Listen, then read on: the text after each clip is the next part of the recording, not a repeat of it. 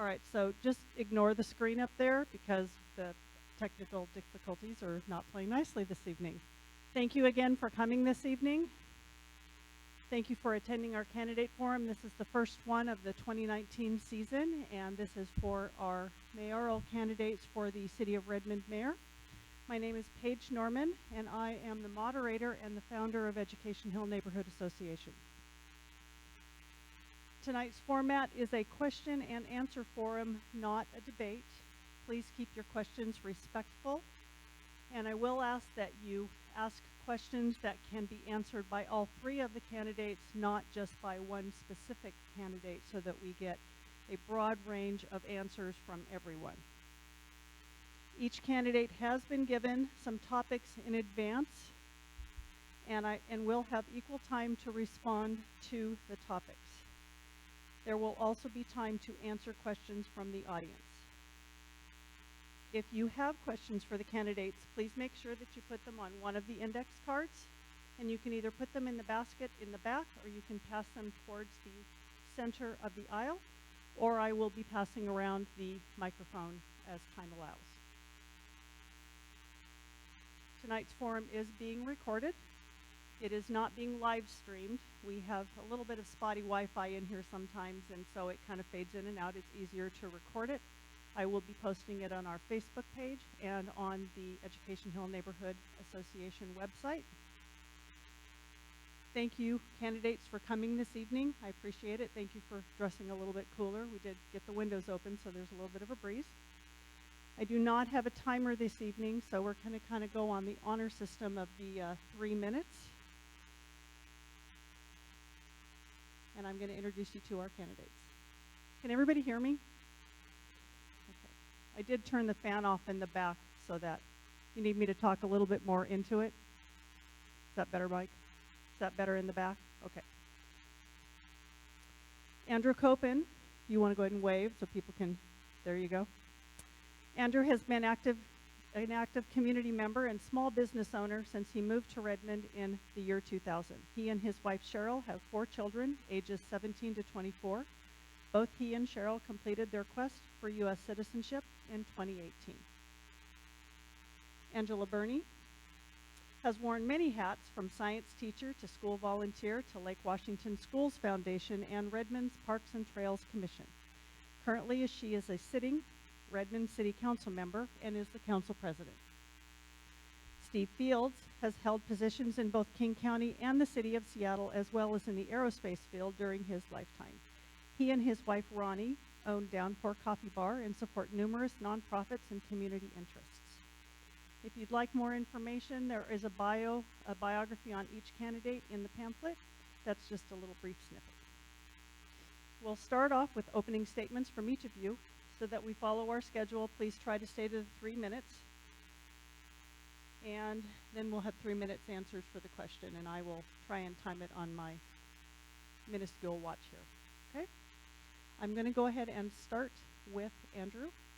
And you're going to need to speak right directly into the microphone. These are not sound booth mics, so they have a very short range. You can pick it up if you'd like to, or just lean right into it and speak into it. Test. Can everybody hear me? All the way in. Test. Everyone can hear me, I hope? All the way in. All the way in. You Test, need to test. be Now eating the microphone. Okay. Take it out of the holster. Okay. Test. Can everyone hear me now? Okay. First off, I want to thank Paige for holding this event. It takes a lot of work to put on this event, and I just want to give her the thanks that she deserves for putting this on. When I started my campaign, people have been asking, who am I and why am I running? And I think the best way to answer that is first say who I am not. I am not currently on city council, and I am not a professional politician. So who am I? First off, I have to say I am a proud American citizen who has completed my immigration journey last year when I took an exam that 2/3 of elected politicians cannot pass, and that was the U.S. citizenship exam, and I passed it with 100%. I'm also a father of 4. My oldest, she is a chemist and she's married to a physicist and she lives in Portland, Oregon. My oldest son, he is a welder of exotic materials and he lives with his beautiful wife in Spokane. My middle son, he is a full-time firefighter for Snohomish Fire District 21, and several years ago he donated bone marrow to a complete stranger. And my youngest son, he still lives at home and he wants to become a commercial airline pilot. I met my wife in 1990, and together we have moved from Canada to Germany, Germany to Maryland, Maryland back to Canada, and in 2000 we moved from Canada to Redmond, Washington. In 2007, in order to ensure that we can stay here, we purchased a printing company called Hot Off the Press Printers, and together we made it into one of the most efficient and environmentally friendly printers on the east side. My work experience in telecommunication engineering was quite varied. I've been a software engineer, a test engineer, a product manager, and a deployment manager. Also, I am a business owner and a realtor. My experience in the community is also varied. I have been VEX Robotics mentor and coach for high school students, and that team went on to the World Championship and they won the Best Robot Division. I've also been on the Redmond City Homeless Commission and also the Public Safety Advisory Board, and I was the chairman on that before it ended. I'm also hold free emergency preparedness seminars, and I've started a group several years ago about practical emergency preparedness, and that group has grown to be one of the largest groups on the east side. So why am I running? I think it's a very simple answer, because I want to give back to the city, the community, and the country, which has given me so very much. Thank you.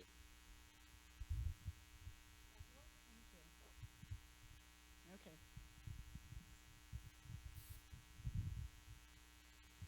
Thank you.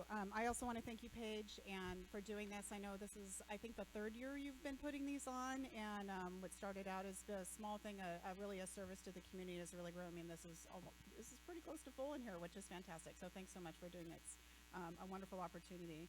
So hi, I'm Angela Burney. I'm currently the Redmond City Council President. I've lived in Redmond for 21 years. When it came to Redmond, when my husband and I got married, I used to be a middle school science teacher, and we decided that I would stay at home with our kids. But it turned out I didn't really stay at home very well. I love my girls, they're awesome, but I also wanted to make sure I was giving back to the community. So as soon as I had the opportunity, I started volunteering in their school at Rockwell Elementary, in Salmon in the classroom, using my background. And then I was recruited to be on the PTA board, and I did that work for some time. And then as my children moved through school, I worked from volunteering with the Rockwell into middle school work, into working for the Lake Washington Schools Foundation on their middle school science grants, with our vestry at our church. And then I had the opportunity, among other things, to be on the Parks and Trails Commission for the City of Redmond. And I found that was a fantastic opportunity to understand fully how a city works, what all the parts go into it, how to give voice to all of the community and bring that into what the City Council decides. In 2015, I had the opportunity to run for council, and I found that my voice really wasn't on the council at the time. At the time, there was no one who was going home, taking care of their kids. Everyone that was on the council, if they had kids, were mostly out of school or they weren't the prime caretaker for them. So that voice wasn't heard. Also, being a teacher and being really involved with community on many different levels, I found that voice also wasn't on the council at the time. And so by running and winning my election and being on council, I was able to be a voice of the community that wasn't on there yet. But I also felt like my job wasn't done there. So a lot of the things I've done being on the Redmond City Council have been to expand the outreach that people have for being on the council. When you're on the council, you get a lot of information. When you're in the community, it's really hard to get. So my goal has been on council is to make sure that those opportunities are available for everyone. And I want to continue that as mayor of Redmond, to making sure I open up the doors for other people, for everyone who's here, so they feel welcome and they feel like their voice is really heard in the city. Thank you. Good evening, everyone. And I want to thank all of you for being here and anyone who's listening on live streaming Facebook. Okay, recording. They'll listen later. I want to thank them for listening later. I also want to thank both my cohorts, opponents, fellow candidates, Andrew Copen and Angela Burney. I've known them both for actually 4 years. I met them when I ran for mayor in 2015. And I also, of course, want to thank our super citizen, Paige Norman. I expect someday she will be sitting at this table running for mayor of Redmond, and she has my full support whenever she decides to do that. I'm running for mayor because I want to make sure that the quality of your life, that the quality of the life for people in Redmond not only doesn't go down, but we actually lift it up. My campaign theme is people first, and what that means is every decision that the city government and that I would make as mayor would be in consideration of how it impacts the people in Redmond. Buildings are for people. We have to think about how we place our buildings, where we place our buildings, what they look like. They're important, the aesthetics of those buildings, so that people can enjoy and appreciate our built environment. Process is for people. We need to think in terms of how we make it easy for you to be involved. The process serves people and specifically residents. That's why we're here. That's why we are in government, to make sure that we meet your needs and that we make your lives better. Institutions are for people. People rely on institutions to create benefits, to create that economic prosperity, and serve what we need for our families, for our friends, for our community. And so every time we think in terms of how we plan our city, how we plan our future, how we budget, it needs to be highlighted and first thought through on what that would mean to you as people. Part of the reason I know about that is because I've been doing it for many, many years. I worked in aerospace, I managed people, and what I found in doing that was the best way to get things done is empower people to do it. And I would bring that skill to the city of Redmond. I think that that is something that's actually missing. I think that there is a climate of uncertainty there, and I would want everyone who works on staff to feel they have the power, they have the ability to challenge their elected leaders and their mayor. That's how you get things done. The second thing is when I made a decision to go to public administration, I went to King County. I did it for a very specific reason, because my son was 4 and he was very concerned about climate change. And I saw that Ron Sims was beginning to recognize climate change. I went there for that reason. But what I learned while I was at King County, and I had some tremendous opportunities to actually change the organization and work on projects that had a major impact, not just to the thousands of employees, but to the millions of people in Puget Sound, including improving the way we budget, saving taxpayers millions of dollars, we instituted a healthy employee initiatives, which saved also taxpayers billions of dollars, but also provided an example or inspiration for other organizations to say, let's be healthy, let's take care of ourselves. I worked on a number of projects in environmental improvement, and I also spent a lot of time on transportation in the Department of Transportation and the Department of Natural Resources, not only improving our environment, but coming up with the innovative ideas on how we can prepare for what is inevitable, and that is impacts of climate change. We expanded Metro service during that time, and we made some tremendous award-winning efficiency improvements with performance management, a new budget system, Lean Six Sigma. I bring those skills to this city, and I think I've acted well as a city council member to inspire the city to actually go forward for the first time in years, with a strategic plan. And that strategic plan has a lot of the initiatives and a lot of the priorities that I discussed 4 years ago as a mayoral candidate, including catching up on our infrastructure, protecting our environment, as Ms. Burney said, reaching out to the community and making sure that they have a say and a voice in what we do and they understand what we do. So I think my time is, I'm doing this honor system thing. I'm sure we'll get into a lot more. And thanks for allowing me somewhere between 2 and 3 minutes to introduce myself.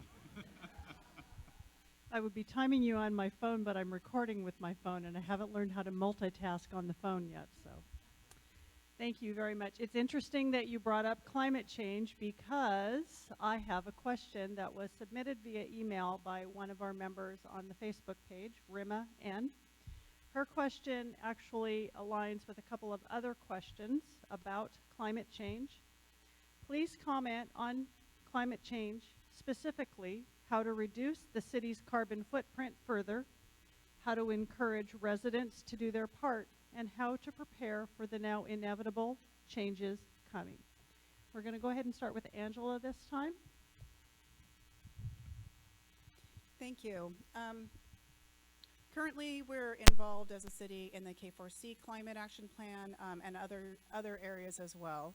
I was recently at a meeting Monday about how it's time to revisit the K4C agreement with all the cities in King County and update that for what we have done, where we are now, and what the future holds for us.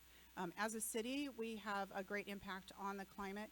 We also, for being just the city, and also everyone who lives in our city and everyone who works in our city. So as a city, I see that it's being one of our highest priorities to make sure that everything we do from now to the future takes climate into account.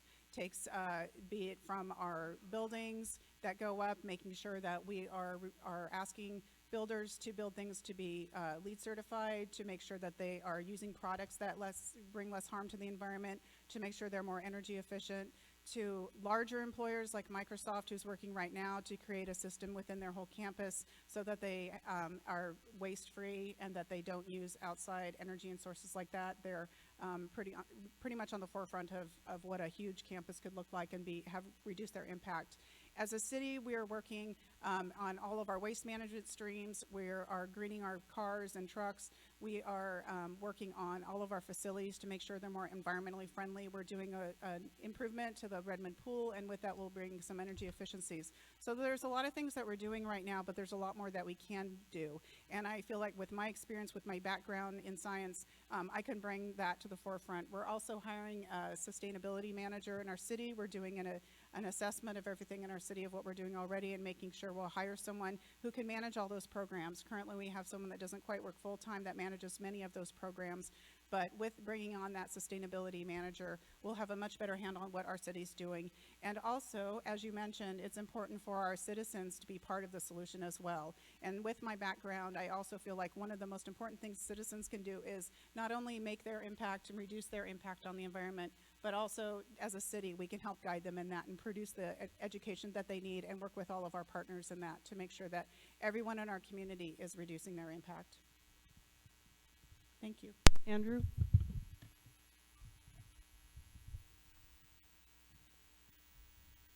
See, I have my own stopwatch to make sure I stay within the 3 minutes.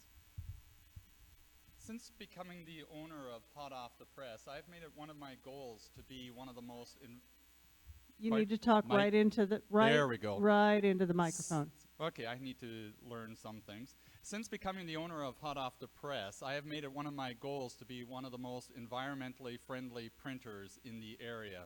Because of my efforts in 2009, Hot Off the Press became the first EnviroStar certified printers on the east side. And in 2013, Hot Off the Press received the first ever Best Workplaces for Waste Prevention Re-Innovator Award from King County. And just last year, Hot Off the Press received the first ever certificate of recognition from EnviroStar for our commitment to conserve resources and protect the environment. It's interesting that the City Hall uses about 1.3 million kilowatt hours of power, which is roughly 15% of all of Redmond City's government power usage. But Redmond City has not reduced its power usage over the last 2 to 4 years. To make themselves green, what they have done is change their billing to green energy billing, which is going to cost taxpayers between $4,500 to $8,000 a year more than if it was billed for conventional energy. Now, we can discuss if that's a good or bad decision, but why hasn't City Hall turned out the lights at night? Every business in Redmond turns out the lights at night, and most of you turn out your lights at night to save energy. City Hall can't figure it out, and I've asked City Councilor why they don't turn out the lights, and the answer was, we don't know how to turn out the lights.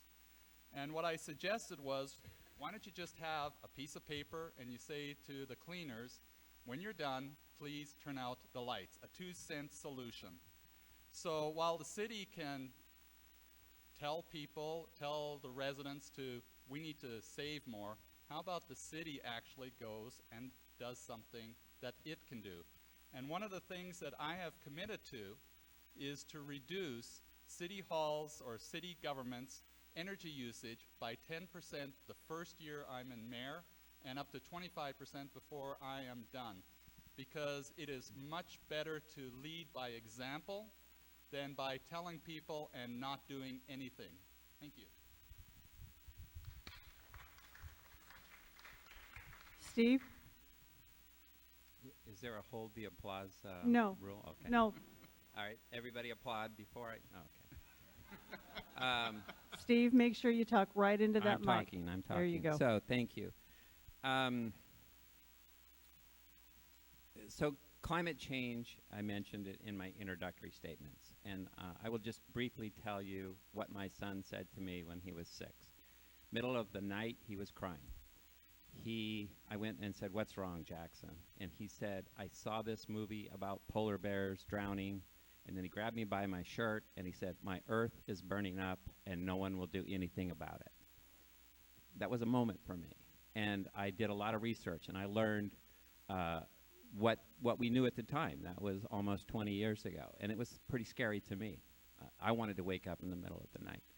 And I'll tell you how I feel about climate change. I was at a Taco Bell with my 2 kids one time, and a Volkswagen Bug caught on fire, and the owner of the Volkswagen Bug went inside and got a squirt bottle, and he's tried to put out the fire with a squirt bottle. That's how I feel about how we're treating this really important existential threat. We don't need to be faster. We need to be fast enough. We don't need to try to organize around this and become more aware. We need to take action now. I appreciate what Mr. Copen said about the lights. I think that, I find that humorous at best, but that's not going to solve the problem. We need to take some very serious actions. I've been told by many experts that climate change will not get votes. I'm sorry. I care about you, I care about your kids, and I care about your future. I think what we need to do is include, and I actually tried to do this at King County, include a budget for carbon emissions in our formal budgets for every department. And they need to formally commit to reducing their carbon emissions. A lot of this is too late to reduce the damage that's already done. We need to take very seriously. We need to advocate to the state. We need to get as much support and help as we can to prepare for wildfires, to prepare for fast-moving storms that are dangerous. It will be here. It's in other parts of the world. It's in other parts of our nation. We're not immune. So we need to take every step we can to be serious. We need to change the word from sustainability to survivability. We need to change the word to being aware of climate change to accountability. I just want to call out, I have some volunteers here from Asian Pacific Islander Political Association. I just want to call them out because before this event, they spent some time using my old Redmond City Council signs and putting stickers on them, converted it to Steve Fields for mayor. Small thing, but as an example, we need to think like that.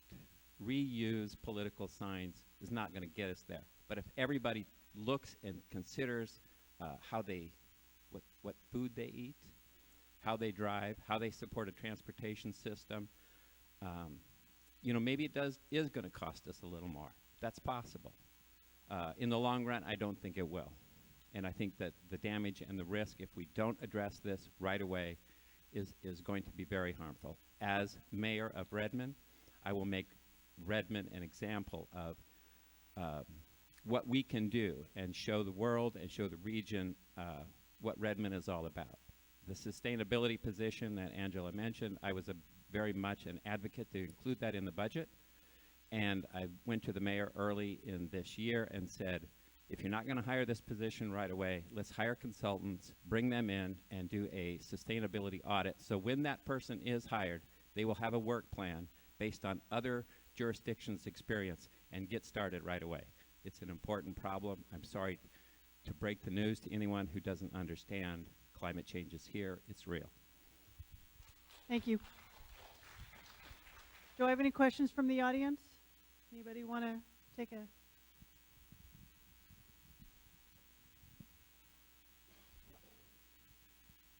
Up close? Okay. So I hear some enthusiasm about doing something about climate change. If the candidates are elected Redmond mayor, will you recommit to the King County Cities Climate Collaboration Agreement by signing the new letter of commitment that's in the works and pledging Redmond's support for the principles for collaboration and the planned climate actions?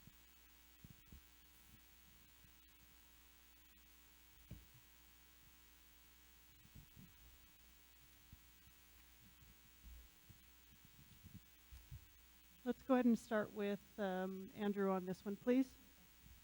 I thought we were going to go in order. It's Steve. Should it be Steve? Well, he just finished up, so I was trying to give Oh, us a okay. little bit difference in voice. So I'm good. Okay. That gives him a little bit more time to think. So they're scribbling madly up there. They have pens and pads, so it's not like they're sending notes to each other in class. I just wanted everybody to know. I thought sometimes the questions are long, and it's nice for them to be able to write down a couple of notes. So they all have a pad of paper and a couple of pens up there. So, since I'm the one who's supposed to speak right now, so I haven't read. Right in the mic. You have to keep reminding me. So I haven't read the agreement, and I haven't read the new agreement, so I can't even comment on it. But again, my own business, for example, I have been able to reduce energy use almost year after year by using basic philosophies, turning out the lights at night, letting the natural cooling happen.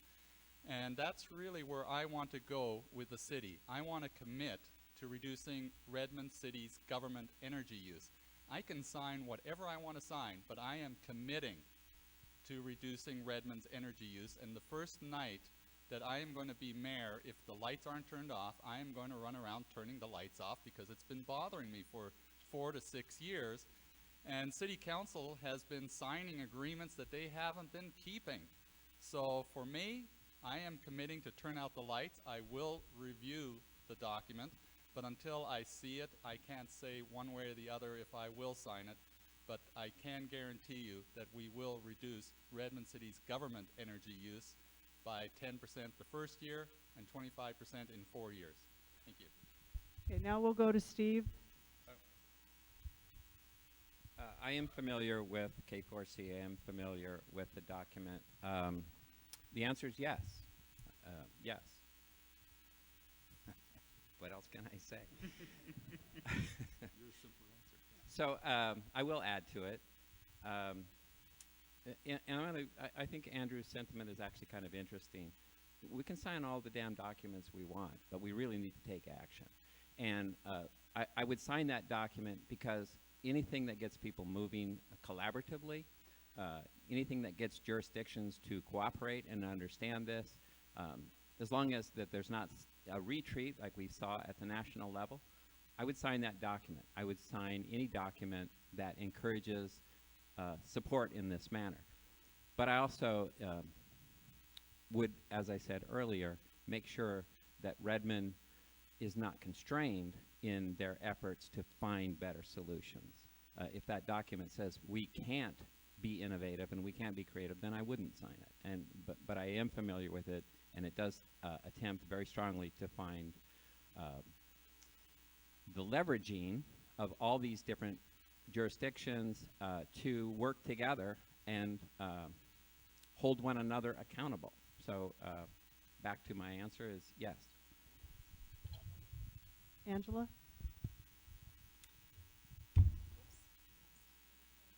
So my answer is yes as well, and I will say that I have been very fortunate to be part of some of these processes to make sure that what we're doing as a county is important and impacts positively our whole region. Thank you, Savannah. I will say that I'm also very fortunate is that I work regionally on multiple other committees as well. And in the Regional Policy Committee, we're currently working on the Solid Waste Comprehensive Plan, and that does talk about climate change as well. It looks to ways in the future to reduce our impact through the whole region. I also am on the King County Board of Health, and we also work on this issue. Climate change impacts areas that have less financial wealth a lot more than it does areas that are more wealthy. And so King County Board of Health works on the health impacts of climate change throughout our entire county, and they're a leader in the nation. So I'm very fortunate that I get to work regionally on both of those committees as well as others. Also, the K4C collaboration, because I'm working with that, I get to have the impact on that as well to make sure that Redmond's point of view is shared with the county, and that I get to work collaboratively with all the other leaders in the county as well. And so, yes, this is an extremely important issue. It's something that we have to do to make sure we save our planet for future generations, not just where we are right now. And so it's a high priority for me as well, not just with carbon emissions, but also with our air and our clean water as well. The last thing I want to say, I just want to correct the record. This last year, we went to a Green Direct program with PSC, thanks to Councilmember Jerry Anderson, who's sitting in the audience. She was at the forefront of that, and she found out that they were accepting new clients into that, government clients, and we switched to that in the next few years, and it will actually reduce our cost to the city and our citizens. So it's not a correct statement to say that it will actually cost more. It will actually cost our citizens less to be a part of a Green Direct program. Thank you. Thank you. One more question from the audience? Thanks. Hello? Okay. So a couple of years ago, I learned that Redmond developers have been dewatering the aqueduct to allow large building construction over the aqueduct. So in other words, so the buildings won't float, all these new apartments that are going in. So I'm concerned about that this might deplete the aquifer and all that good drinkable water. And I'd like to know what your opinion about these kinds of practices and what you might do in the future to help find other solutions for these kinds of things. We're going to go ahead and start with Steve this time, please. Great question. So I'm going to back up a little bit and just broaden that question. I think one of the things that we have not done very well is plan our growth.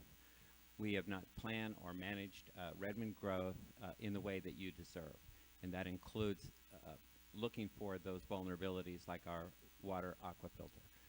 I am not that familiar. I have had some conversations about our vulnerable water supply, and we talked about it recently on City Council.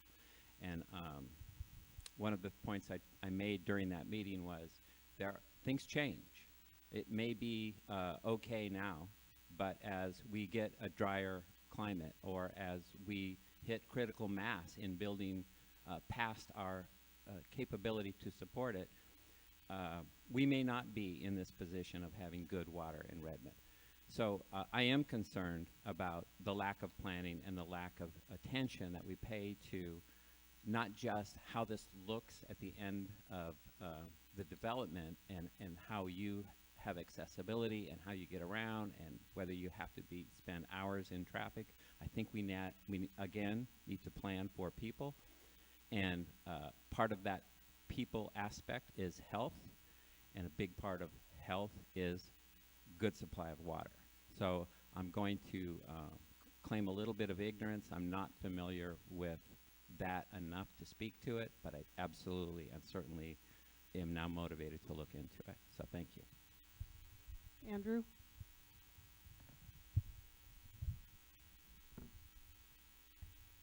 Well, first off, I just want to make one little correction. It was Miss Anderson from the Planning Department, when she gave the report on the city's clean energy plan, she stated that City Hall uses the 1.3 million kilowatt hours, which is 15% of the government's power usage. Mr. Copen, I'm going to ask that we go ahead and stay with the Okay. audience question, Okay, please, so I was that we gonna keep run all of into the that real time. quick. Thank Okay. you. Okay, so I do agree with Steve that the city has not correctly dealt with the planning of Redmond. Draining the aquifer is very concerning because it does endanger the quality of our drinking water. When the aquifers is drained, what happens is it starts becoming more porous to surface water, allowing more and more pollution into the aquifers. So that is a deep concern for me. I was told about that several months ago, and I've been trying to get more and more information on it. But in general, draining aquifers when you don't need to do that is not good for the environment, and it is not good for our quality of drinking water. Thank you.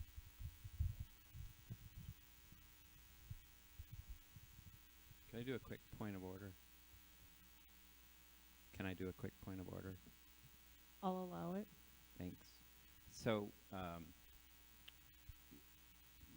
if we hear something that we don't believe is accurate, we don't want to respond, correct? I'd like to keep us topic-based so that we can kind of move this along this Okay. evening. No, I'm good with that. That's what I I assumed. will try and leave us enough time at the end where if there are any statements that you'd like to refute, great. maybe you. make some notes and we'll do that. But Perfect. I have a handful of questions and I'd like to make sure that we get to them all. So Understand. thank you. Thank you. Angela? Thank you. Thank you for that question. It's really a wonderful question. Most of you know that downtown Redmond has a really high aquifer. If you go down in some areas just a few inches, you'll hit water. And so that proves to be some complications for our city. I'm fortunate that I have the background in this area, as well as I sit on the Cascade Water Lines Board. We have studied multiple aspects to making sure we maintain the health of our aquifer, which is in great shape. However, when you build a building in downtown Redmond and we require them to put in underground parking, it affects the water level. And so they have to pump the water out. And what we found as we were making sure we were watching all of the building going on, we found at a certain point during certain times of year that it affected the aquifer, and they required them to stop doing the building and build at different times of year. What we need to do into the future is to make sure we continue to monitor the situation, as well as really think differently on what we're trying to do in certain areas of the city. The area of Overlake does not have this problem. The aquifer is very deep, so we'll never impact that. However, in downtown Redmond, I think that if we want to have the balance of building and parking, we're going to have to think a little differently about how we're going to do that. But I want to assure you that the city is very well aware of some of the challenges that we have. We monitor our water quality and water very much so daily. We have excellent staff that keep apprised of the situation. And in fact, we are one of the first cities in the region that did a CARA study to make sure we understood how our aquifer gets refilled and where it goes. And those kinds of things are extremely important. I'm really happy that our city invested in that study, because now we can tell a developer if they're wanting to build in a certain area, you actually can't go that deep because this is what's going on. Or we've also worked on other areas. A lot of buildings also have some contaminants. We have to make sure that those things don't get in our aquifer as well. And so we monitor those very highly to make sure that your drinking water stays safe and we have that water for the long term. So thanks for that question. It was really great. You must be a hydrologist. Thank you. Thank you. All right. The next topic that we're going to move to, I have a couple of questions, and it specifically deals with lack of senior housing, but also future development and how that is going to impact our city. So the question that's posed is, how specifically does each candidate, are you going to address the lack of housing for seniors, and what is your vision for future development of the city? And we will start with Andrew. I don't have my notes tonight, so Okay. I'm not going in order. Just nod and Okay, smile. or not in my head. So, can you just clarify the question one more Sure. time? I'm sorry. I've got two sheets here, and they're a little bit different, but they both have to do with housing. So the first one is how each candidate is going to address lack of housing for seniors. And then what is your vision for future development of the city? Is there room for any creative changes in direction which would lend more character to Redmond? One of the things that I first have to say is, of my 3 kids that have left home, only one of them can afford to live in Redmond if they so choose. So I think this comes to affordable housing and lack of options in housing situation that we have right now. One of the things is the city is encouraging the building of McMansions, and it's doing so numerous ways. One is through the impact fees and the way it's set up, and number 2 is zoning. For example, if anyone here has a house and you want to tear it down and build a new house, it'll cost on average $51,000 in impact fees and building permit fees to go ahead and rebuild that home. And it would also probably take you between 1 and 2 years to do that. So some of the fees that you're going to find is you're going to have the building permit fee of roughly $8,000. You'll have a water meter fee, which is approximately $11,000. You'll have the school impact fee, which is $12,000, and you'll have transportation fee of $7,000. So what do we need to do? We need to have an area which has a very basic home construction that we can get to. Basically going back to something in the 70s, 60s, and even 50s. So the homes will be smaller homes, 3 bedroom, 1 bath, 0 lot lines, a small yard. But to get to that and to make it affordable, we have to be creative in coming up with ways that we deal with the different permitting fees. We also need to encourage and work with the state to make condos more available in Redmond. Right now, builders have a disincentive to build condos.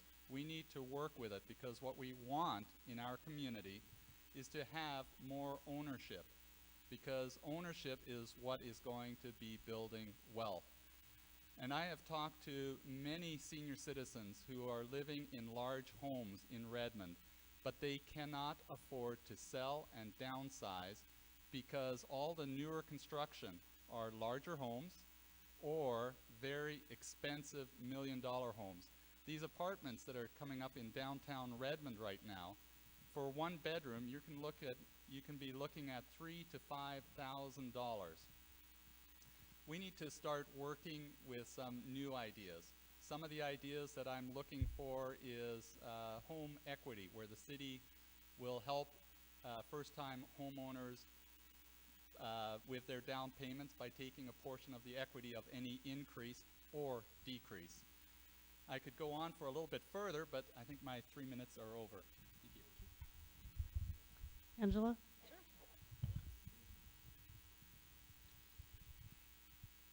I would say affordable housing is on everyone's mind right now. We live in an area that has an amazing economic growth going on right now. We have jobs. We have this amazing economy.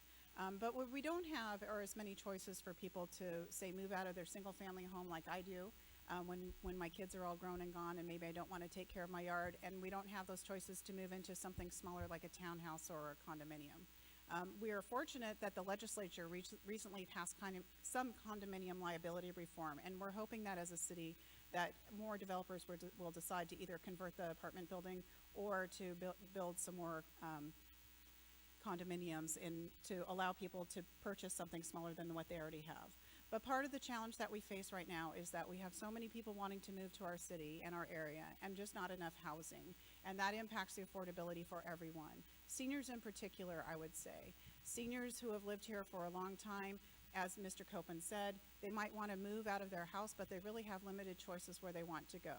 So I think that is important that we continue some of the programs that we have as the city, where we worked with partners like Providence to create and took land that the city already owns, create that partnership, and build an affordable housing unit where seniors can live there at different affordability rates so that they can stay in our city and have the access to the downtown amenities that we have already. I think things like that are really a great way to go. With affordable housing in general, I would say that the middle income, our teachers and our firefighters are challenged to live in our city, and I think it's important as a city that you have the diversity of people through all income levels to bring that vibrancy that we have right now in Redmond. So while we are working on a lot of programs right now, it will be my utmost importance to make sure that we're working with everyone to see nonprofits, businesses, developers, to see what are the areas that we can do to create more affordable housing for everyone. And I think that with the information, or with the investment that we have from Microsoft and now Amazon, I think some of those programs are possibilities. The state has also increased the amount of money that they will be putting into affordable housing as well. And so I think that the region, the state, is really aware of some of the challenges that we're facing right now. And because I have great partnerships with other regional leaders, I feel like I'm the right person to make sure those things can happen for the city of Redmond and for our region. Thank you. Thank you. Steve? So I understood the question had three parts, actually. How do we keep the character of Redmond?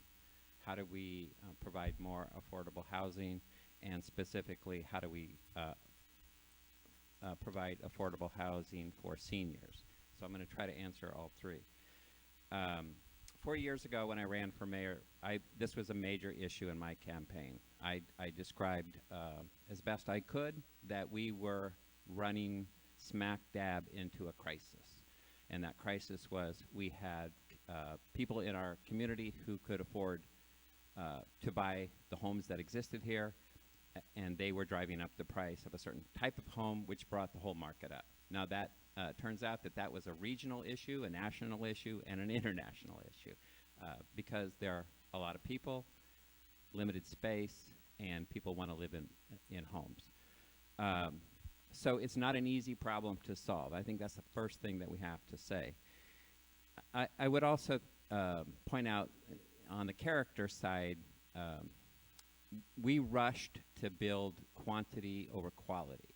We rushed and built a lot of apartments that now we describe as, man, you know, we should have had better design standards.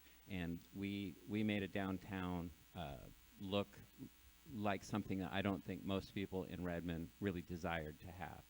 We could have done much, much better if we would have thought about it. We are in a bind, I would call it, because we've built a lot, and we've not built the options that were discussed by the other two candidates up here. And we have not provided that broad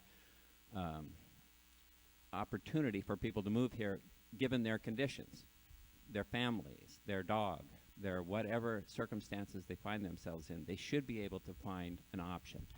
Bringing that first responder, firefighter from Monroe with his wife and 2 kids, a 600 square foot high-rise apartment is probably not exactly what they're looking for. They're going to stay in Monroe.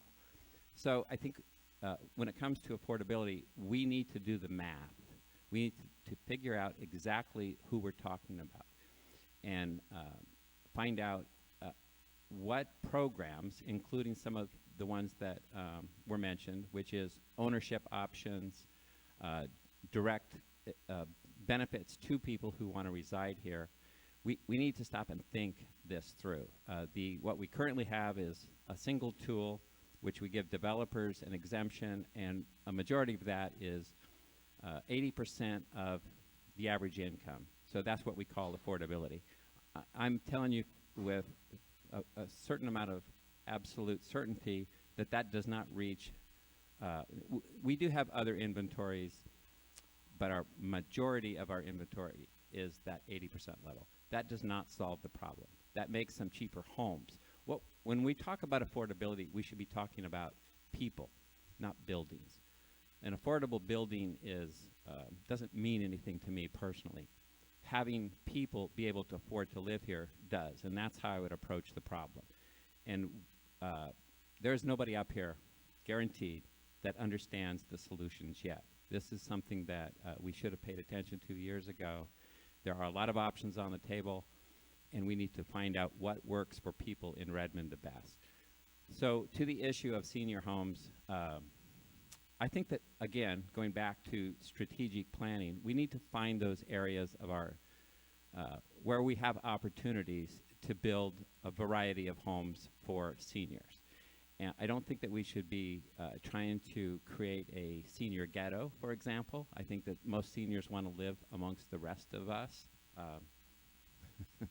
I'm one of those seniors, by the way. And I think that we need to be very careful how we use our land use, but I think that, again, that goes back into the math that I was talking about. What is the projections, what is the expectations, and what are the specific solutions for people, including seniors? Okay. Thank you. Thank you. Thank you. All right, we're going to move to a little bit lighter subject.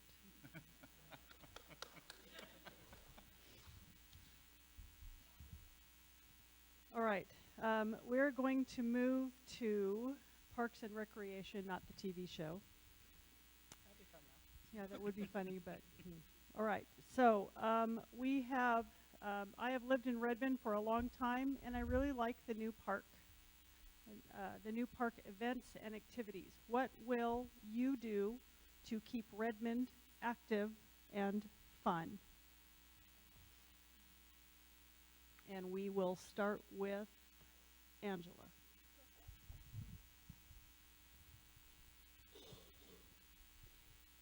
Whoever asked that question, thank you. That is, we just got a briefing yesterday on all the activities that are happening in Redmond this summer, and it is really spectacular. There are events at the Senior Center, there are events at Downtown Park and the Connector Trail throughout the whole city. We feel really fortunate. I feel really fortunate that I live in this city that has so many amazing opportunities for everyone. We have events at the farm, we have events in Downtown Park, we have events throughout the year, we have Redmond Lights, we have something in the middle of winter when most people don't even want to get out. But those are so amazing opportunities that we have as a city, and those are things that I will continue. I think it's important that we invest in our community and give opportunities for everyone come out and get together. But I also think that we need to expand our horizon a little bit on that. There are a lot of great opportunities on a smaller scale. We have really amazing active members of our community who have a lot of other things to offer on a smaller scale and smaller, more things that happen more often. We have an individual that does a community sing-along at the community center once a month. And those events bring in 100 people, and people sit around and they sing songs and play instruments together. Opportunities like that from an individual, just a community member in our city who wants to share her talent and bring people together like that need to be promoted throughout our city. And I know she's not the only one. I know there's a lot of other activities like that. There's ukulele groups, there's knitting groups, there's playtime. There's all kinds of amazing things. And I think as a city we need to do a better job of promoting all of those activities that people are wanting to do to meet their neighbors, to get out as a community, and to build those bonds that we all really need and desire. And we have a hard time finding in this age of technology and all of those things. So I will say that's a huge area for me to invest in. I also want to say that we are fortunate. We've studied our community centers for quite some time. We're fortunate that we have the Lake Washington Institute of Technology building that we get to use for our programs. We've also dispersed many of our programs throughout the community as well to make sure they continue to happen. And we are also investing in our pool to upgrade it back to where it should be, to make sure it's healthy and safe and much more appealing for those families who rely on that to take swimming lessons and do those other activities. But I think there's a lot more work that we need to do into the future to make sure that we're continuing to invest in our community and those activities and those opportunities for everybody. Thank you. Andrew?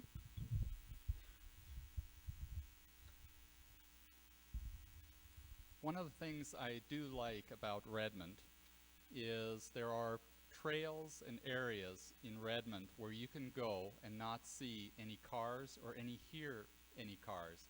And I love going into those areas.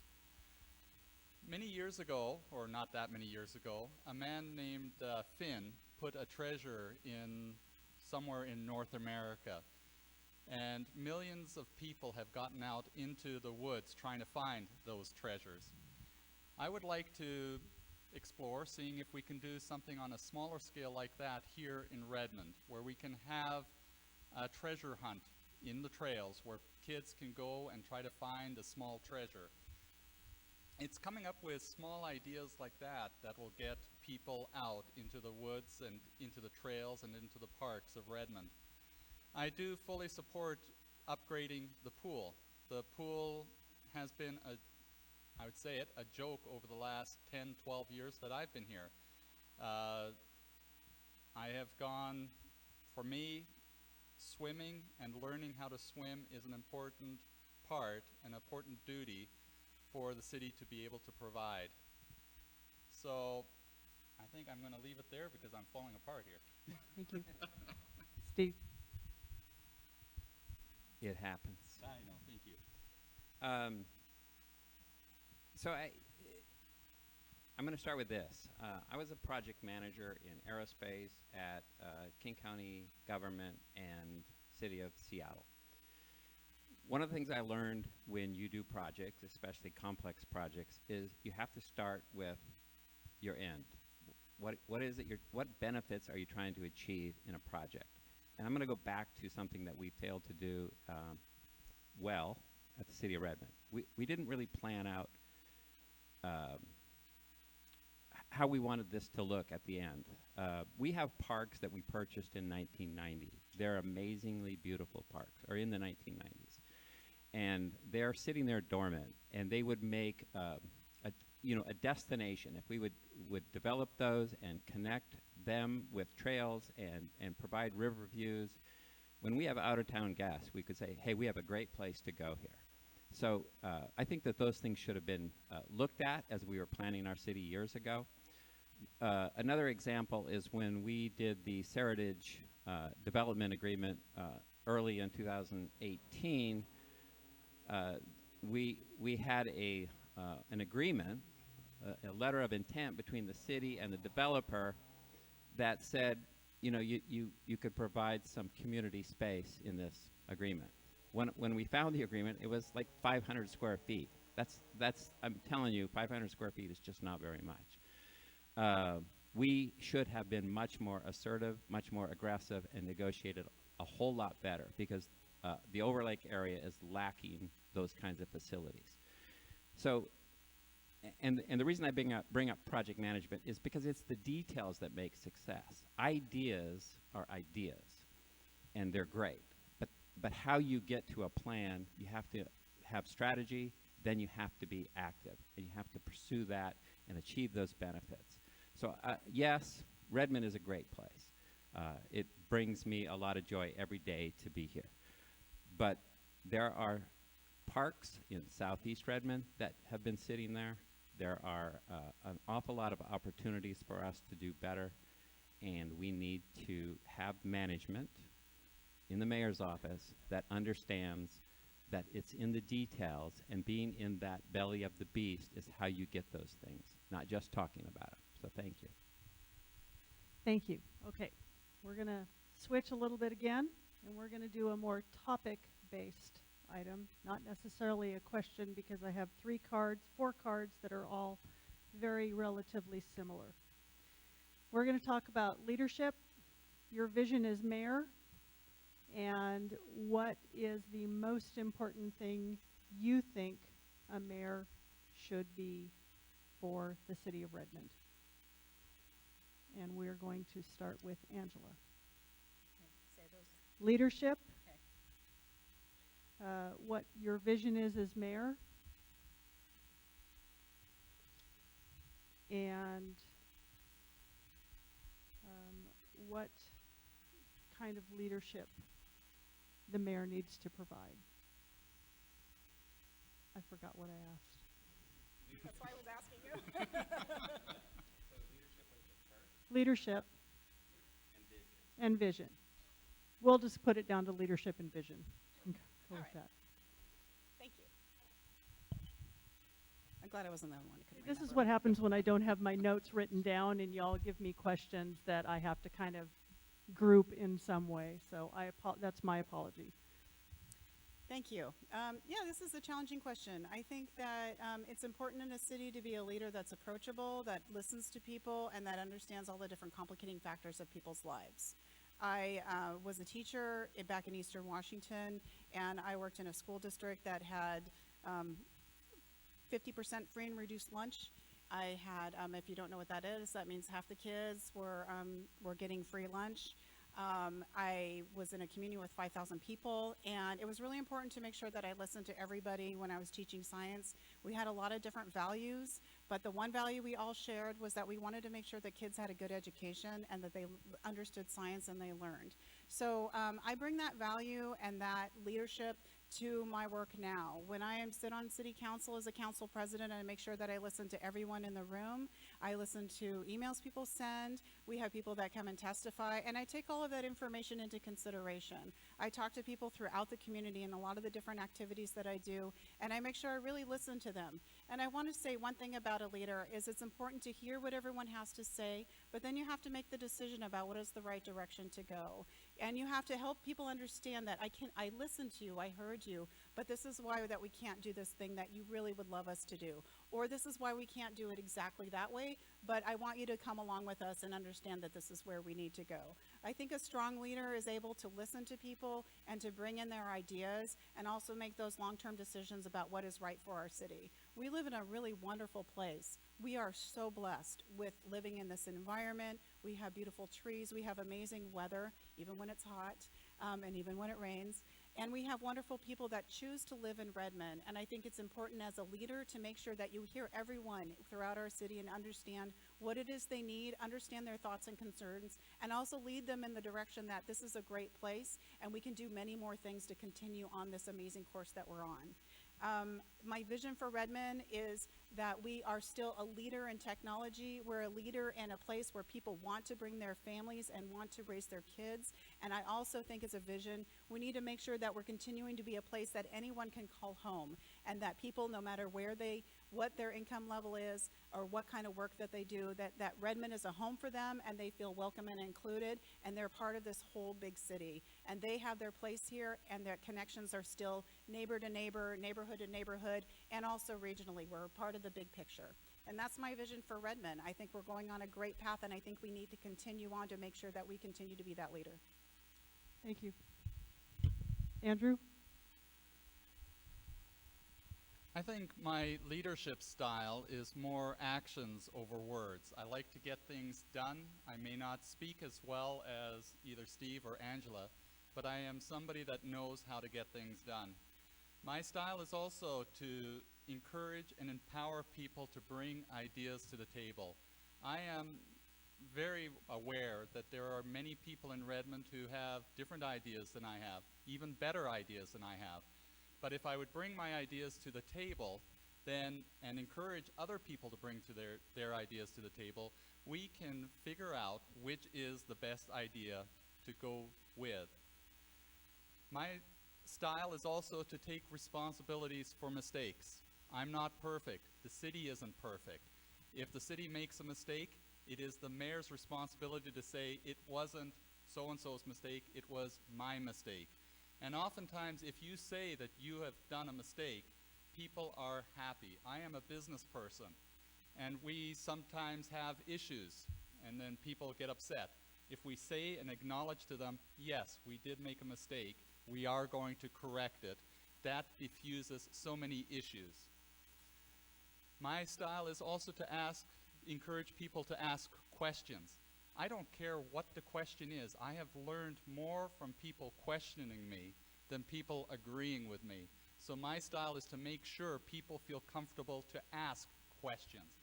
If you are afraid to ask questions, then there is something wrong. And we need to get away from being afraid to ask tough questions. My style is also to care about people. And I think that's something that we all can learn a little bit more about, including myself. So what is my vision for Redmond? My vision is to keep City Council nonpartisan so we can focus on solutions, not ideology. My vision for Redmond is to have a City Council which respects all residents, even those that identify issues or have problems. My vision is reducing traffic congestion and improve the delivery of services by implementing smart city solutions. My vision is to have city councilors express their opinions, ask questions, raise issues without fear of being isolated, demeaned, or devalued. My vision is for Redmond to respect and learn from the past while embracing the future. My vision for Redmond is for it to be fiscally responsible, to have a city where businesses, especially small businesses, can thrive. I want a vision where Redmond's culture is one which we value people. Thank you. Thank you. Steve? Thank you. I also want to thank Mr. Copen for saying that I speak well. And I thought that that last minute proved that he can also speak well. It was a great vision. Thank you. So leadership comes in all kinds of styles, you know, or needs. It's somebody charging up the hill, trying to take over a battle against the enemy with guns, that requires a different leadership style. A coach of an NFL football team requires a different leadership style. If you're an elected official, you are an elected representative. And what that means is you're representing people. My style of leadership is to do that. That is my job, is to represent people. And the best way to do that is what I do and have been doing for years. Recently, I went out with one of our residents who's in a wheelchair. I spent 2 or 3 hours going around Redmond in a spare electric wheelchair that he had, and saw quite a bit about the experience that he has every day.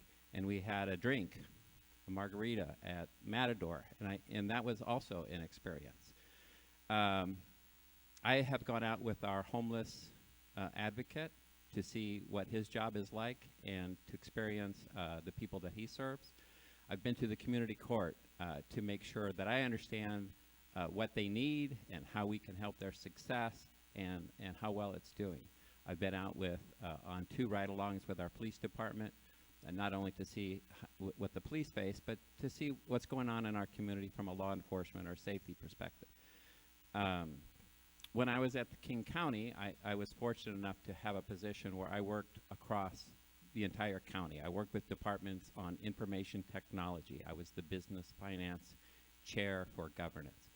That gave me a great opportunity to find out how the county actually delivers services. I went out on boats with the water quality people and spent days understanding what they do to test the water. I went and visited every single county park over that time to see what they face from a maintenance perspective. That's my style of leadership as an elected official, to understand our services and understand the needs of people. And that's what I have done as a city council member. I am open and accessible to the extent that 24 hours a day exist. And I will talk to anyone about anything. And that's what I would bring to the office as mayor, because that position or that job is the best job to actually help people, and that's why I do this. Are you waving at me? No, was that somebody's timer? Okay, I was hoping maybe somebody was going to help me out. You're fine, Steve. Okay, Go ahead, good. continue. So the last thing is the vision, and I share a lot of the vision. We need to address our quality of life problems. I can't even say the word quality because I say it so often, I think it so often. Transportation, we don't need to beat up people and shame them about cars. We need to give them reasons to balance the use of their cars. We need to find those other forms of transportation. I mean, just driving here tonight from our coffee shop on the other side of Redmond was a complete nightmare. That's why I'm not at my best right now, because I just spent time trapped in my car trying to get here. You do not need to be trapped in your car. We need to fix that. What my vision for Redmond is to provide a city, a community where everyone can live to the fullest potential of their lives. And the one thing that really drives me is I want to deliver a democracy intact to the next generation, and that means freedom of choice, freedom of life, and the ability to pursue happiness. And I also want to deliver a sustainable world to that next generation. Thank you. Thank you. All right. So we are now going to move to infrastructure and traffic and schools. So specifically, I have a question that says, do you believe that Redmond should require new developments to fully pay for new support infrastructure like schools? And I'm going to start with Steve. So I want to break the question a little bit. Growth pays for growth. That's our policy, and it's a great policy. We use impact fees to create that revenue or that capability to provide the amenities that growth demands. I'm going to put the school district aside because impact fees provide their needs as well, but that's a separate jurisdiction, and the city should partner with the schools and understand and share data and make sure that they understand what the city is doing so that they can prepare and they can adjust their impact fees. But the bigger issue for me, and two issues really when it comes to growth paying for growth and impact fees, is it needs to be fair, and it needs to be equitable, and it needs to be adequate. And what I mean by that is we don't want to disincentivize people to build what we want in Redmond. And at the same time, we want the right amount. And the only way to do that is I got to go back to strategic planning. We have to understand what the growth means with our impacts. We are hundreds of millions of dollars behind in infrastructure at the city of Redmond. That is not right. We are behind on ADA compliance. Most of our buildings are at risk of failure. Our parks, as I mentioned earlier, are undeveloped. We just funded a sewer system improvements that we spent way too much money maintaining, way past their capacity, and we're just now upgrading all of our business systems. So it's not so much collecting the money, it's how we use the money and what we do with it. And that's where I would put most of my attention when it comes to impact fees or growth paying for growth. Angela?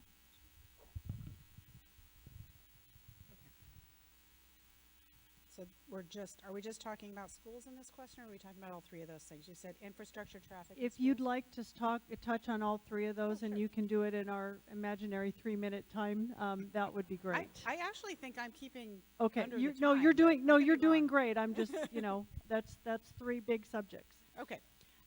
So let's talk about schools first. So we collect school impact fees for the school district, and they set those fees, so they're a pass-through for the city of Redmond. We do, however, have a partnership with the school district. We work with them on traffic patterns, start times, all of those different things that impact both the city and the school district. So we do have a great working relationship, and that will absolutely continue. The school district has a new superintendent that is very interested in looking at new ideas about how to get the kids around and how to build schools in different areas that we need where we have the growth. So I'm very excited about that. Infrastructure. I was fortunate to be on the Parks and Trails Commission when we worked on our park plan, and what that is a 6-year plan on where the citizens prioritize their parks and trails and where they want to put the money that we have. So we came up with a priority list of all of the different parks and trails that we would love to invest in. I'm pretty certain that list was well over $100 million, and there's no way a city budget can handle something like that. And mind you, that's just the parks and trails part of our city budget. So that's not including all of the other things, the police, the fire, the roads, everything else we need to do. So what happens with the city is we create a prioritized list, and they work through a certain system of need and what really needs it right now and what does the public want, and it's a whole system, and they come up with a prioritized list, and with our budgeting by priorities process, we work through this plan and fund the things that are at the top of that list. So we will never fund everything in our park system or everything in the whole city that we'd love to do. I would love to put in like a new bathroom in my house, but I don't have the funds for that right now, so that's going to have to wait on the priority list. So that's kind of how we do things as a city, is we would love to have more things, but we have to really prioritize what's important. As for traffic and infrastructure, traffic is a challenge. We have a lot of people that want to live in our city, and we have planned growth in the downtown and Overlake and Marymore Village to make sure that more people can live close to the light rail stations when they open in 2023 and 2024, so that they don't have to drive cars out through the neighborhoods. And that takes care of part of the problem. The next part of the problem for dealing with traffic and infrastructure is when I become mayor, to make sure that we also have good transit service and other opportunities, other options for people to take not their own single-family occupancy vehicle into downtown or to take the light rail station, but other choices. Not everyone is going to take their car, and not everyone can't not take their car. I know Paige runs a daycare, and asking someone like Paige, who runs 3 little kids around, to take transit is really asking a lot. But someone like me, when my kids are all grown, I can take transit and I can be one less car on the road. So those are the things we have to do as a community to kind of figure out how we're going to manage the traffic and the infrastructure that we're doing. I'm sure there was something else I wanted to say, but I think that did it. That okay, was well, great. thank you. That was great. Andrew. I'll keep track of my time there. I do agree with Steve that we need proper strategic planning and that we need to make sure that growth pays for growth. But we need to make sure that our fees and doesn't lead to building of nothing but McMansions. We need to make sure that our plans make sure that there are homes available for lower income people, for seniors and such. One of the interesting things with transit is that roughly 3% of the people use transit to get around in Redmond. I would like to get that doubled, but that still leaves 94% of people who have to use public roads. And right now, we're still using 1960s and 1970s technology to control those traffic signals. And one of the major priorities for me would be to do smart city solutions in which we modernize our traffic control systems so that it can handle larger amounts of vehicles on the road effectively. We also have to start looking about and seeing, is the one-way to two-way conversion the best route that we've done? We also need to start looking at trying to identify some of the low-hanging fruit that we have in Redmond regarding transportation. I've talked to several people and they said, we have ideas that can eliminate a little bit of traffic congestion here. We have a little bit of another idea over here. What I would like to do is get a committee together of residents to say, let's look at some low-hanging fruit that we can do relatively inexpensively to fix some of our traffic issues. Thank you. Thank you. All right. So now we're going to move to a little different question. It's very tiny print, so I have to take my glasses off. All right. I'm going to read the basis of the question and not the information that our quester gives before. With regulation efforts failing at the state level, would you support or oppose a Redmond municipal government ban on the use of facial recognition cameras like the one recently passed in San Francisco? And we're going to start with Angela. Okay. The question is, with regulation efforts failing at the state level, would you support or oppose a Redmond municipal government ban on the use of facial recognition cameras like the one recently passed in San Francisco?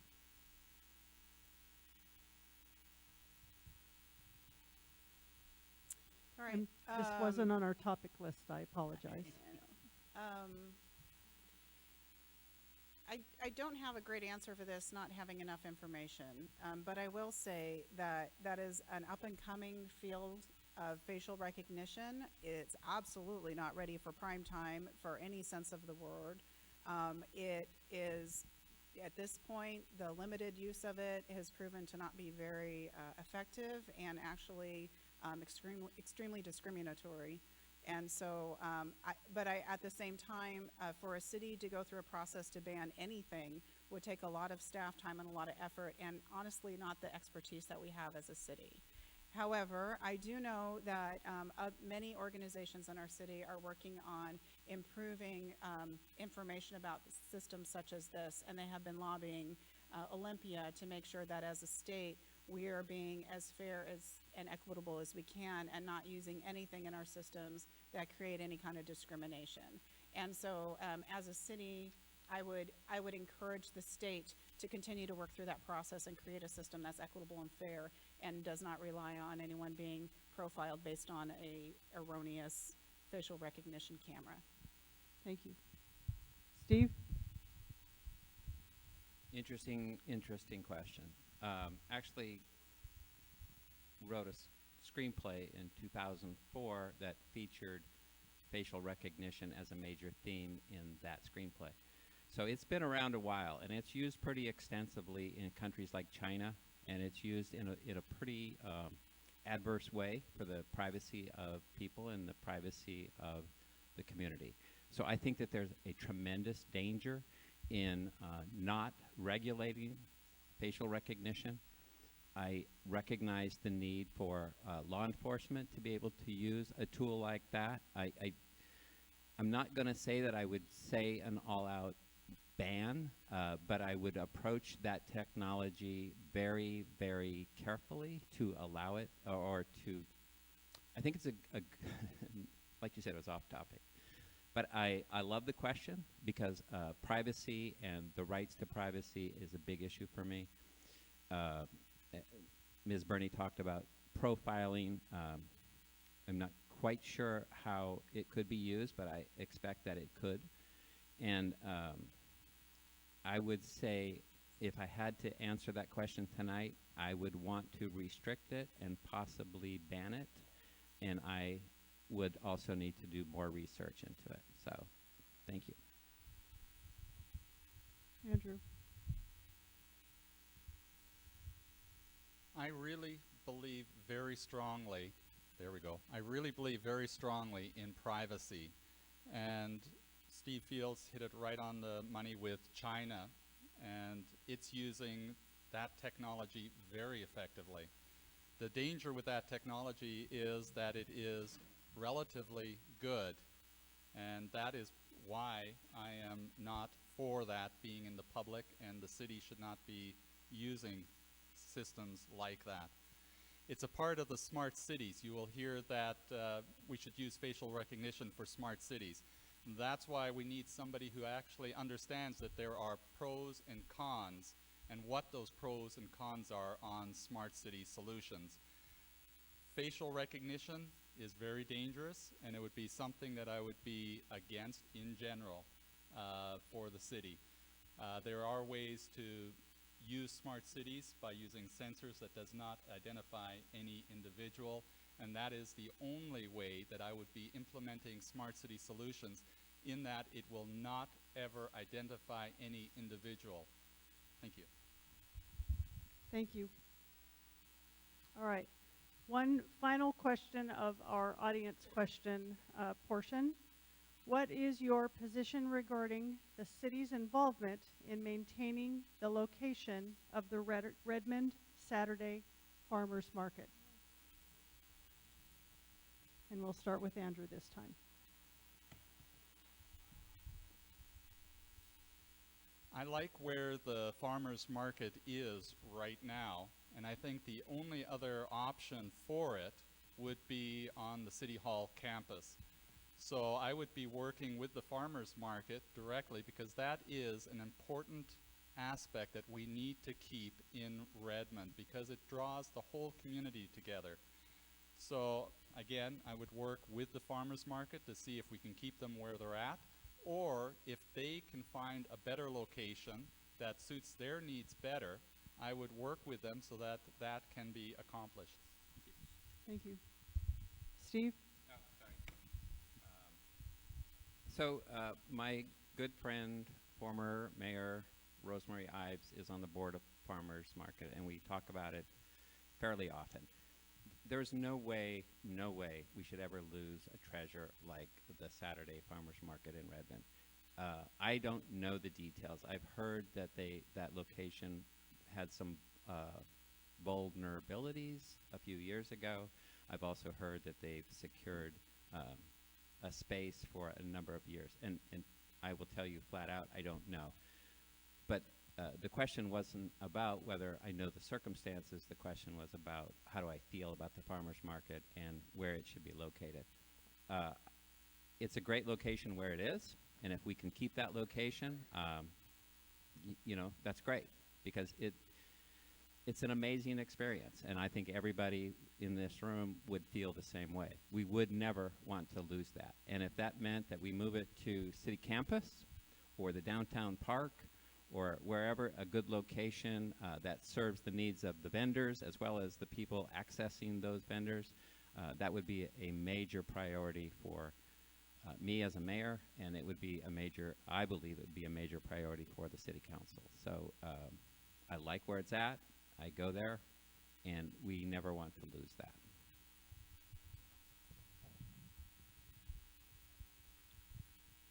I love the farmers market. I look forward every year, especially there's this cheesemonger that's there that has amazing cheese. Anyway, but you know, I think it is one of the wonderful things about our city is that from May through October, we have this opportunity to go to the farmers market, to hang out with our friends, have our dogs meet each other, shop, and see produce from all over the state. It's really an amazing event. I do know that there are challenges with the location where it's at right now. I know that there's some challenges with the health department because it's hard for people to wash their hands there, and the bathrooms are really challenging. I know that the property owner would love to do something else with that property. However, it is restricted for use of farmers market right now. And as mayor, I would make sure that either we continue to work out that agreement or we find a place that is a much better opportunity for the farmers market itself. I see no reason for it to move at this time, but I know it's up to the farmers market and their board to negotiate with the property owners, and we as a city just support that endeavor. However, in no way, it would be a loss of a huge treasure, to use Mr. Field's words, if we didn't have that farmers market in our town. I hope that we can work something out, or that the farmers market can work something out with the owners of the property to make sure that we continue that space in one way or another. And I would be willing as a mayor to do whatever I could to make sure it stays in Redmond and in a location that serves the vendors as well as the community and continues on. It's an amazing experience. Thank you. That concludes our question and answer portion. I apologize if you didn't get your questions answered. I had 25 questions this evening, and I tried to do my best to get through as many of them as possible. If you do have other questions, please make sure to look at the information that is in your pamphlet. There is website information, email information. Most of them are on Facebook, Twitter, Instagram, all of those different things to be able to ask them questions personally. I also know that they'll be willing to meet with you and meet you face to face and answer any questions that you have. Candidates, I'm going to give you time to refute one statement. One. And while you're thinking of your one statement, I have a little bit more housekeeping to do. I want to make sure and thank my AV guys, Mike and Tom, who come in and set everything up and deal with all of my strange requests for, we want to record this, we want to live stream this, we want to do this, we want to do that. I also want to thank you again all for coming out this evening and sitting here. When after they are done with their one item that they're going to refute, I'm going to give them their time to have their closing statements. I encourage you to stay around and ask questions if you do have questions. I also want to remind you that our next candidate forum is Redmond City Council candidates, positions 1, 3, 5, and 7. We'll have a little bit of a different format for that one because we have 9 candidates running for 4 positions. I cannot put all 9 of them up here. The night would be forever.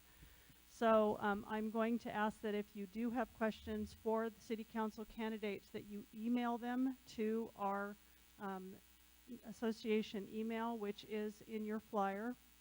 And then I will put those all together and try and put them all together in one nice little set of questions. We will also have each position will have about a 15 to 20 minute time on the stage in order to have a few questions. So that's why we're only going to we're going to change the format just a little bit. All right. So I'm going to start with Andrew and try to keep it to 3 minutes, please. I'm going to keep it very short. Okay, thank you. I'll keep it very short. Apparently in May of last year, and I may not have the right time frame, but it was last year, Miss Anderson from the planning department gave a report about the city's clean energy plan. She stated that City Hall alone uses the 1.3 million kilowatt hours of power, which is roughly 15% of all of City of Redmond's government power usage. And because City Hall has converted its electrical billing to green energy billing, the electricity Redmond is buying costs the taxpayer between $4,500 to $8,000 a year more than if it was billed for conventional energy. I think that's the one point that I wanted to make, just to clarify. Thank you. Thank you. Angela? Sure. The one point I wanted to make is that it was mentioned that we have a single tool to deal with affordable housing, and that's actually not the case. We have multiple opportunities. We do have the 80% area median income, or 10% of every development over 10 units has to have 80% area median income units. That's one tool. Another tool is we work with Arch throughout the region to invest in different areas to provide more affordable housing.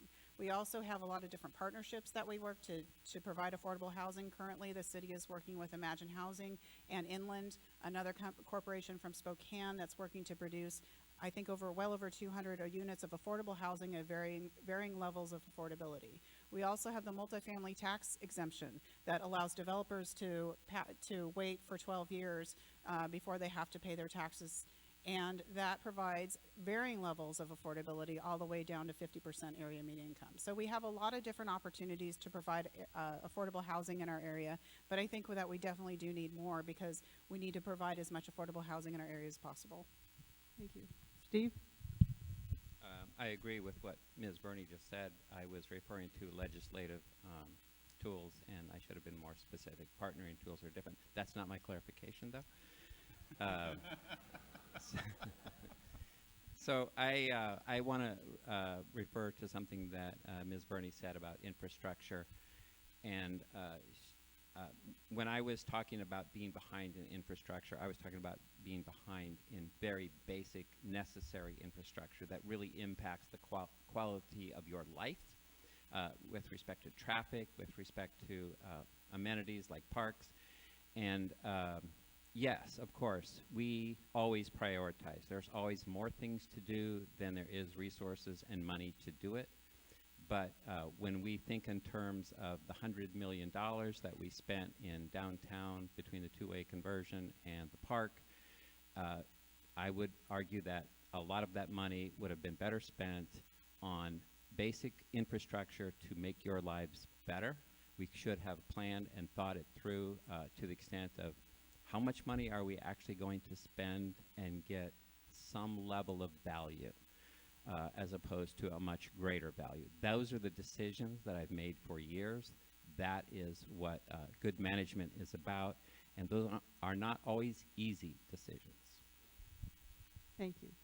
Now I'm going to give you your 3 minutes-ish to do your closing statement. Anything that you would like to say to our video audience as well as our live audience that is here, and we will start with Ms. Burney,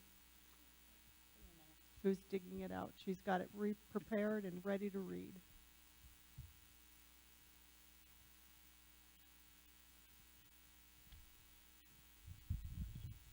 I guess we've been here a while. I don't really want to take 3 minutes. Sorry.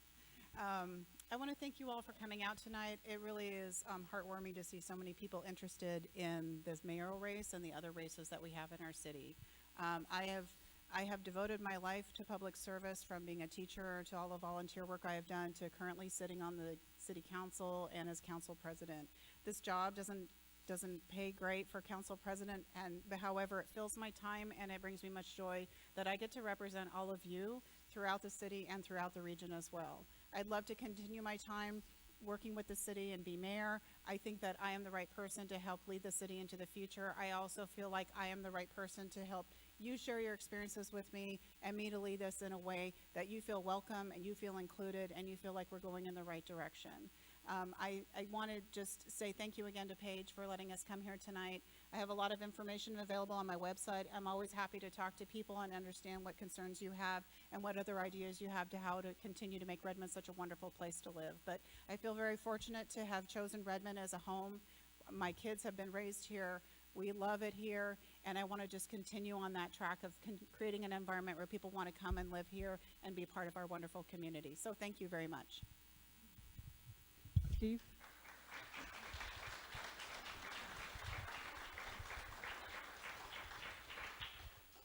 So also, thank you for coming out. It's always great for us to be able to share with you what we believe and how much we love Redmond. And I think I can speak for all three of us at this table, which is sort of a good example of density, by the way.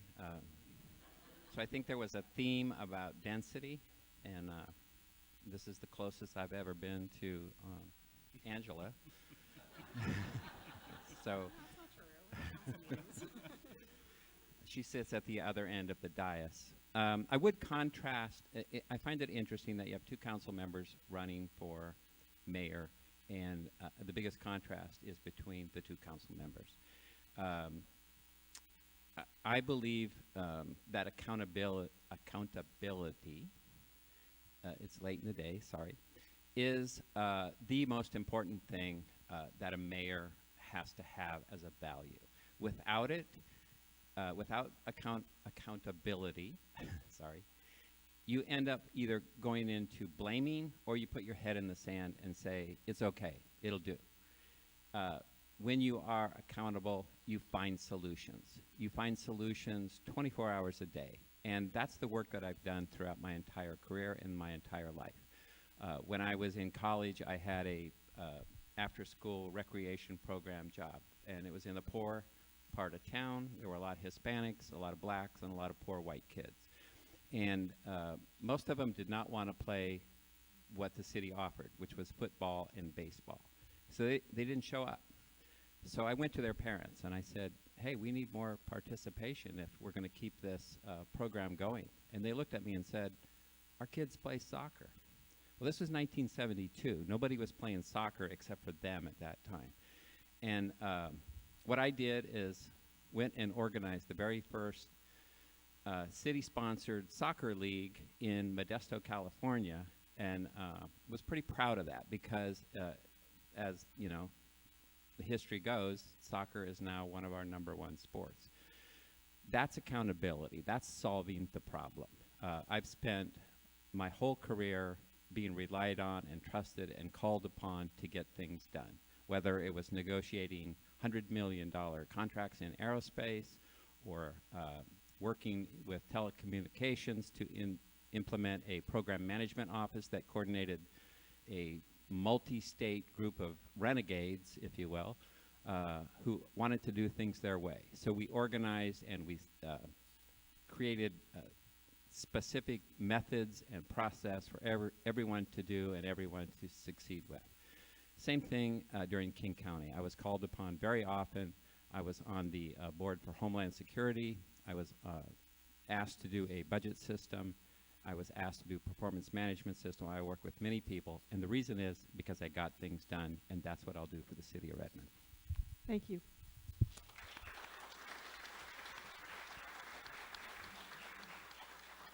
Thank you for coming this evening. I wanted to say a special thank you. Oh, You're oh, ignoring me. I'm sorry. I was my apologies. Andrew. Okay, how about we give Paige a round of applause for putting this on.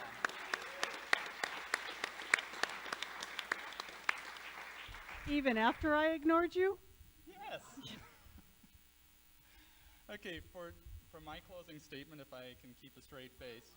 Okay, I will learn by the end of this evening, which is now.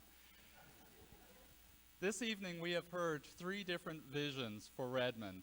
Mine can simply be boiled down to, I want Redmond to become the leading city of the Puget Sound, exemplifying excellence in everything that it does. This means that Redmond will be known as a city that has reduced its traffic congestion by using technology, which has created affordable homes by being innovative and thinking outside the box, and which will be known as a city that is fiscally responsible and provides its services efficiently to its residents. So how can we get to this vision? There is only one way, and that is if every voice matters. If people are free to bring their ideas, their concerns, their issues, their problems, and their questions to City Hall. However, over the last 6, 4, and especially over the last 2 years, I have heard from so many people that their voices do not matter and that they have been disrespected by City Hall. That is one of the reasons why I am running for mayor. I am also running because I want to give back to the community, to the city, and to the country, which has given my family so very much. And I now know that Redmond is at a crossroads, and we now need a leader who has broad technical, real estate, business, but more importantly, broad interpersonal skills to bring us back together again as a community. I am running because I believe that every voice matters and should be respected. And I want that belief to be infused into the culture of City Hall, because that is the only way Redmond can become and be the leading city of the Puget Sound. Thank you. Thank you. Now, is it my turn now? Thank you. Okay. I wanted to say one last thank you to Hot Off the Press for printing tonight's forum brochures. And again, thank you all for coming out this evening. Please drive safely and have a great night.